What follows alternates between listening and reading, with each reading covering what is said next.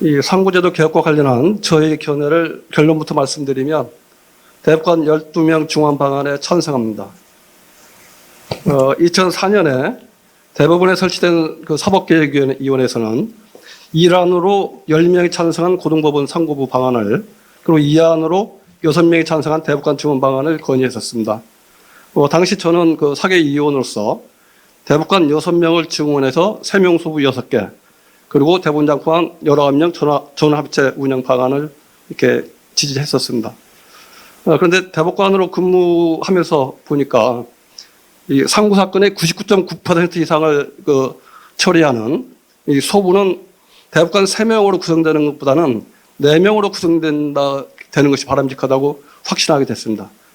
그에 따라서 이제 도달한 게 4명 소부 6개, 3개 소부로 구성된 연합부 2개, 그리고 25명 전원합의체 운영 방안입니다. 그러니까 제가 볼 때 이 대법관 중환 문제는 이 방안에 대한 검토는 20년 이상 된 과제였지, 지금 갑자기 이렇게 제시된 과제는 아니라고 생각이 듭니다.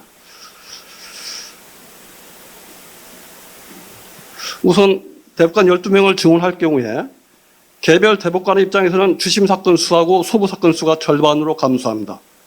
그렇게 된다고 해도 여전히 대법관 업무량이 절대적으로 많은 것은 사실이지만, 그래도 훨씬 지금보다는 주심 사건에 많은 시간을 할애해서 심도 있게 검토할 수 있을 겁니다. 그리고 연합부에서 이렇게 판례 변경을 하면 현재의 전원합의체보다는 보다 적극적으로 판례 변경 등의 어떤 법령 해석의 통일을 기하는 그런 기능도 강화될 것이라고 생각을 합니다. 그리고 판사나 비법관 법조인의 경우에도 대법관에 임명될 확률이 더 높아지기 때문에 대법원 구성의 다양화에도 긍정적인 효과가 있을 것입니다. 법조인 외부까지 확대하는 건 아니고 비법관인 법조인, 그러니까 변호사나 교수 등까지 그런 긍정적인 효과가 있을 거로 생각합니다. 그리고 증언 시기와 관련해서도 3년에 걸쳐 4명씩 12명 증언을 완성하는 방안에 동의합니다, 기본적으로. 증언 시기를 지나치게 장기간에 걸치도록 하면 과도기적인 상태가 오래 지속됨에 따라 법원이 전체적으로 불안정한 상태일 수밖에 없기 때문입니다. 그래서 일단 증언을 완성해서 그 체제를 정상적으로 운영하는 것이 바람직하지 않은가 생각을 합니다. 이재명 대통령이 22명의 시민대법관을 임명하는 것에 대해서 문제 제기가 있지만, 이것은 대법관 증언에 따른 평균적인 수치입니다. 그러니까 26명이 임기가 6명이니까 그걸 1년에 평균 26 나누기 6 하면 4.33명씩 교체하고, 대통령 임기가 5년이니까 5 곱하기 4.33 하면 21.6명을 평균적으로 이렇게 임명하게 되는 겁니다. 그래서 그런 거 평균적인 수치고, 만약에 어떤 대통령은 한 30명 임명하고 어떤 대통령은 한 10명만 임명하면 그게 오히려 불균형한 것이라고 생각이 듭니다. 다만 민주당 발의안 중에 전원합의체 심판 요건으로 대법관 전원의 의견으로 재판을 상당한 이유가 있는 경우에는 사건 심리 중인 연합부 대법관 2분의 1 이상의 동의를 정한 부분이 있는데, 이 부분은 다시 생각할 필요가 있는 것 같습니다. 연합부 과반수가 동의하면 그냥 그대로 연합부 판결로 선고하지 전원합의체로 회부하지 않을 것이기 때문에 이 전원합의체 회부할 기회는 소수 의견 대법관들에게 부여할 필요가 있습니다. 이 부분에 대한 문제를 해결하는 방법은 한 3가지 방법이 있는데, 제가 제시한 것은 한 3명 정도, 사건 심리 중인 연합부 대법관 3명 정도 동의하면은 전원합의체로 회부할 수 있도록 하는 것이 어떨까 생각이 됩니다. 이것은 다른 연합부에서 9명만 동의를 하면 전원합의체에서 이렇게 결론이 다수 의견이 바뀔 수도 있기 때문에 그런 정도로 이렇게 좀 이 부분을 수정하는 것이 어떤가 하는 생각이 듭니다.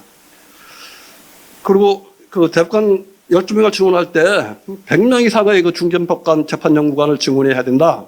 그래서 하급심 법관 부족 현상에 초래될 것이다. 이렇게 지적도 있는데, 이 100명 이상의 재판연구관이라는 부분은 좀 부정확하고 또 지나친 과장이 아닌가 생각이 됩니다.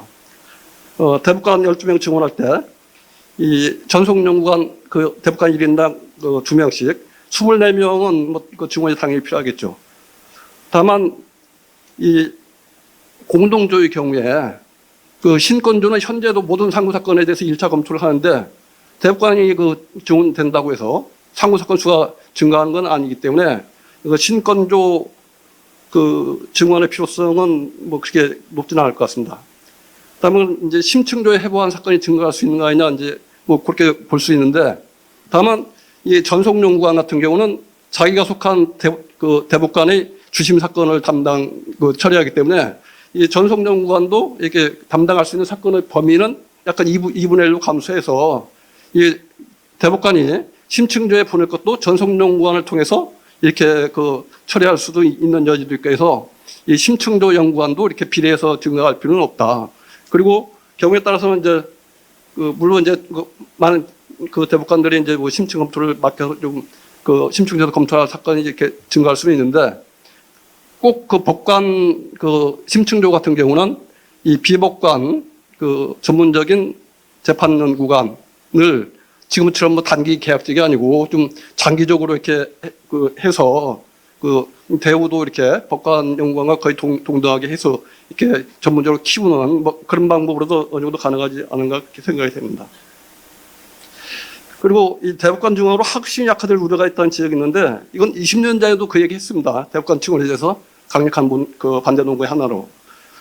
그런데 대법관 증언하지 않고 불에 20년 동안 뭐 하고 지금 와서 또 다시 대법관 증언 그 얘기하면은 합심 강화에 역행한다 또 이렇게 반대 논거로만 동원하고 있는지 뭐 그런 부분이 좀 이해하기 어렵고 그리고 이 대법관 증언과 합심 강화가 배치되는 건 아니고 동시에 추진될 수 있다고 봅니다.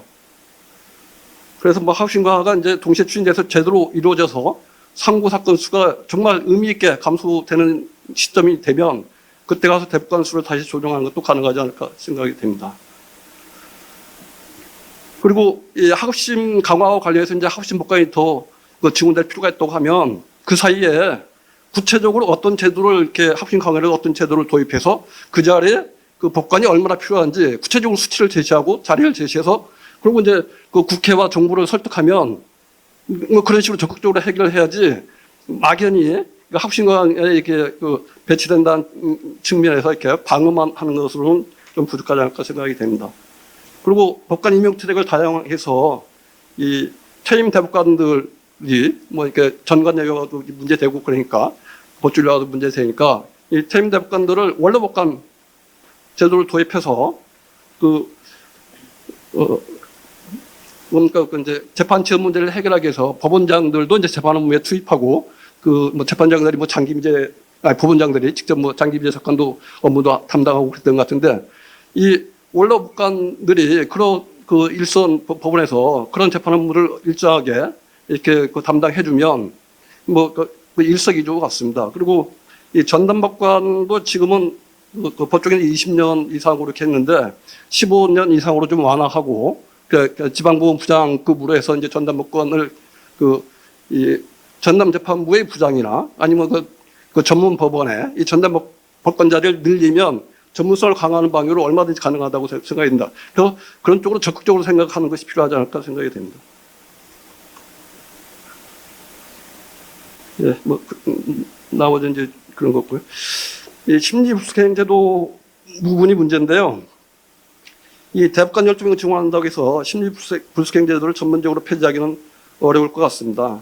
다만 이제 이 조문과 명칭이 심리불수행이고 더 나아가 심리를 하지 아니하고 이렇게 표현이 돼 있어서 대법관이 뭐 기록도 안 보고 이제 연구관 보고 오면 심리를 중단하고 그냥 그대로 연구관 의견대로 이렇게 판결하는 거 아니냐 이제 이런 오해가 있는데 실제로 다 소부에서 합의하고 4명이 동의하고 충분히 검토해서 이렇게 심리불수행 판결도 나갑니다. 그래서 이 부분을 좀 개정안을 좀 제안하면 여기 대법원의 심리한 결과로 이렇게 뭐 나가 심리하지 아니하고 심리한 결과 그다음에 5조의 1항에서 판결에는 이유를 적지 않는다니까 이유를 적지 아니한 판결로 상고를 기각할 수 있다. 그러니까 결국 심리불수행 제도는 심리를 안 하는 게 아니고 이유 기재만 생략하는 뭐 그런 게 현실이기 때문에 그런 현실에 맞게 이 부분을 개정할 필요가 있지 않을까 생각이 됩니다.